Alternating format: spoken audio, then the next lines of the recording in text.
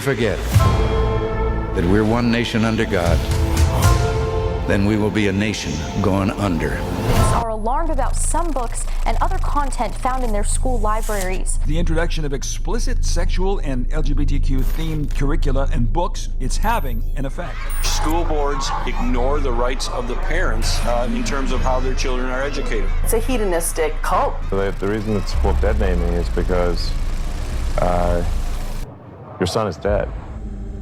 If they think that a 14-year-old should be reading this in school, we have a serious problem.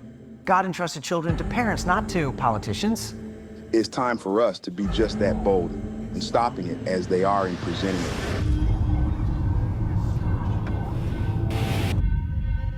I'm going into Satan's territory. I saw a very interesting video of a guy at a school board meeting. He was reading from the book that the little kids are being taught from, and it got very graphic. Becomes erect, stiff, and larger. Sir, I'm sorry. Was it something I said? If you don't want to hear it in a school board meeting, why should children be able to check it out of the school system? A communist movement just at the heart. It's about dividing society, dividing parents from children. Doctors tell parents today, what would you rather have? A live boy or a dead girl? God is looking for men and women to go into the arena and contend for the faith. And that means you're a hypocrite if you endorse books like this to be in the school system. They can't make me leave. I have freedom of speech. Yes, you do. And you are supposed to uphold that. If you pervert the hearts and the minds of kids in this district, you will reap it. This is a spiritual battle.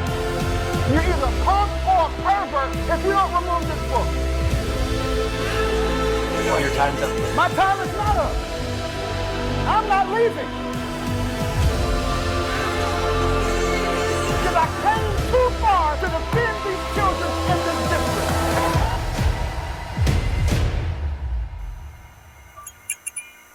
If I leave, then who is going to defend the kids? Feeling hopeless. Faith begins where your comfort zone ends. We need to step out into that faith. In the public square. Once they bankrupt our country,